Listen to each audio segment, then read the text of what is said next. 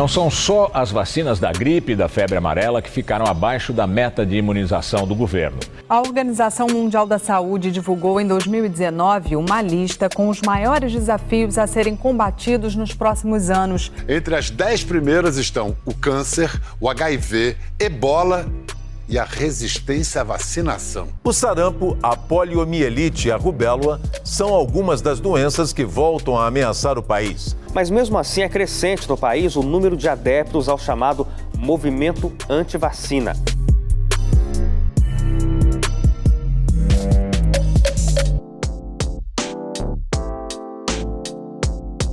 Você costuma tomar todas as vacinas? Eu tomei todas as vacinas, mas a vacina de sarampo não tomei não, porque vim 2 vezes, a fila estava grande, aí eu não tomei não. Sim, tomo todas as vacinas todo dia para prevenir, não pegar as doenças, né? Costumo sim, sempre que possível eu venho no posto para tomar as vacinas. Quais meios de comunicação você utiliza para se informar sobre saúde? Pela TV, porque a informação é mais certa. Geralmente televisão, internet, esses meios sociais. Você recebe muitas notícias pelas redes sociais? Você dá credibilidade a essas notícias?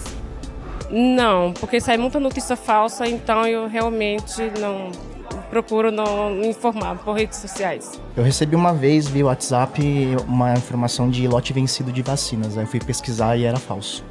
No Brasil, cresce o número de pessoas que criam até mesmo páginas na internet para fazer campanha contra a imunização. O Brasil não tem um movimento anti-vacina estabelecido. Nós temos muita influência das redes sociais, das informações, das fake news, que trazem muitas vezes insegurança para as famílias de vacinar seus filhos ou vacinar mesmo a si próprio.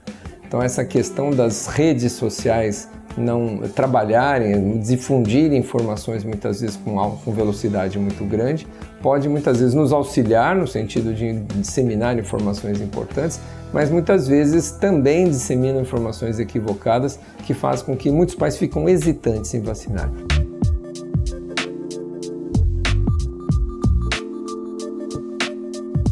Como a área de saúde é muito técnica, assim, a gente tem que ter muito cuidado com as fontes, porque mesmo dentro da área dos profissionais de saúde tem linhas muito diferentes e correntes diferentes. Então, eu sempre procuro, tem algumas fontes que eu já conheço, instituições que são mais renomadas, seja por serem instituições de pesquisa e tal, especialistas renomados que têm um trabalho importante, que eu já tenho um contato mais direto, porque como eu já cubro saúde há vários anos, a maioria, assim, muitos eu já conheço, né? E depende também do tipo de notícia. Então, por exemplo, estudos científicos, no caso da saúde.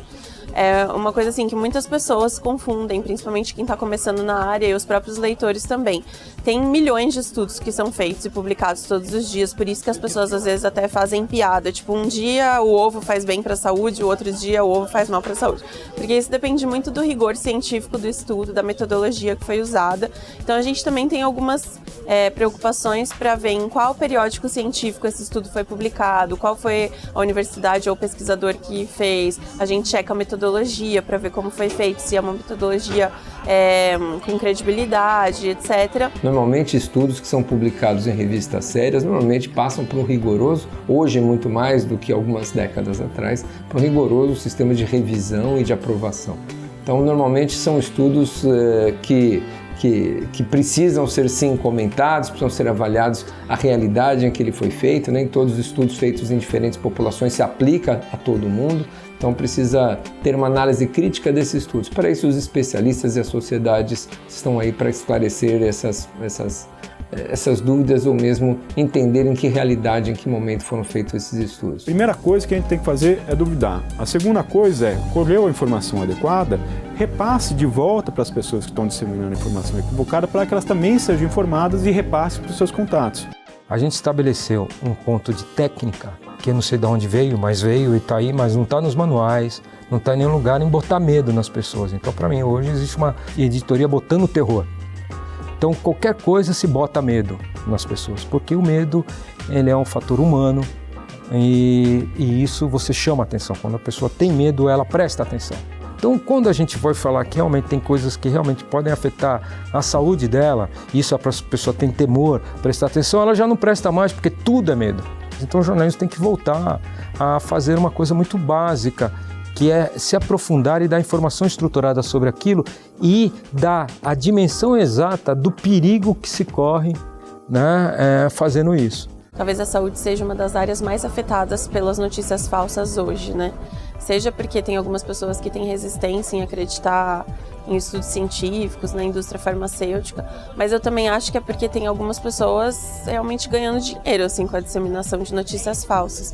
Então, só que o problema é que no caso da saúde, ela pode ter um impacto muito grande na saúde individual de uma pessoa, por exemplo, quando ela decide seguir um tratamento experimental que ela viu na internet e abandonar o tratamento padrão.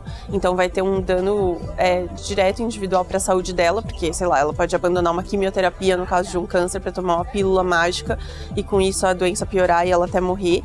Mas tem um outro aspecto que é de saúde coletiva, de saúde pública mesmo, que eu acho que o principal exemplo é a questão da vacinação, né? Quando você deixa de vacinar seus filhos, não só você está expondo as crianças ao risco, mas você está aumentando o número de pessoas vulneráveis na sociedade como um todo, que podem transmitir o vírus, que podem carregar o vírus ou qualquer outra doença e transmitir para outras pessoas. Então, em termos de saúde coletiva, também é muito importante. Nós não podemos e não devemos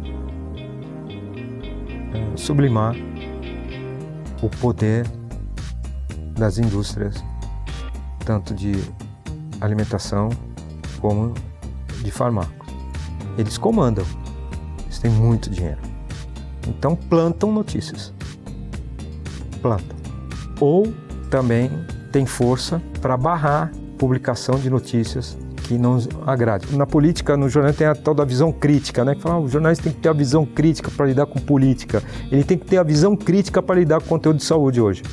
Se ele não tiver uma visão crítica para lidar, porque é um negócio, é um mercado, ele vai ser consumido, ele vai ser levado na onda, né, de certa maneira, de comer no prato dessas informações que são oriundas das indústrias, tanto da alimentação como dos fármacos, dos medicamentos.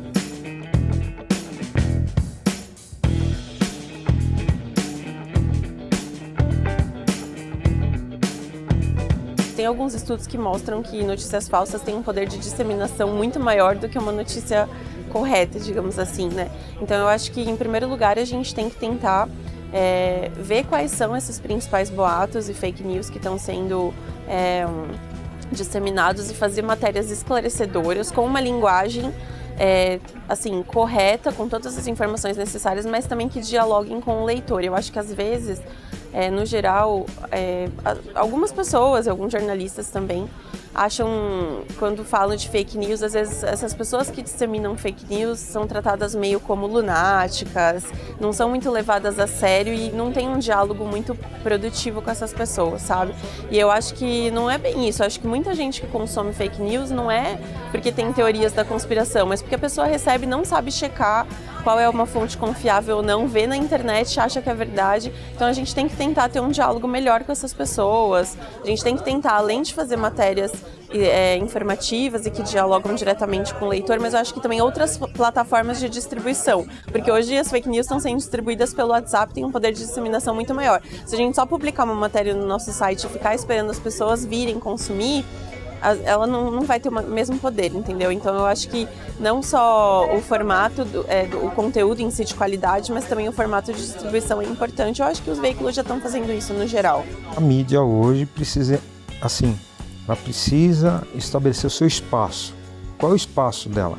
Não é difuso, então ela está querendo em todos os lugares.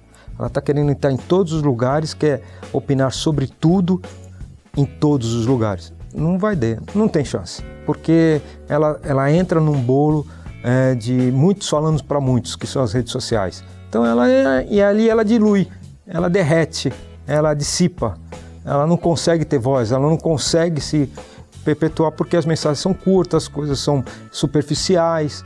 E isso, me desculpe, é a função da rede social, é isso mesmo. Ela tem que ter um quê de qualidade. Esse quê de qualidade passa pelo aprofundamento, pela apuração. E isso custa dinheiro, isso custa tempo. Então, como que a gente faz? Esse é um problema. Como que a gente faz chegar notícias sobre saúde que são complexas de uma forma fácil, e eu sempre tenho essa minha visão, na mão, no celular de uma pessoa que está às 6 horas da manhã com a sua marmita no trem da CPTM. Esse é o grande desafio nosso, esse é o grande desafio que trabalha com comunicação. Nós precisamos chegar nesse celular.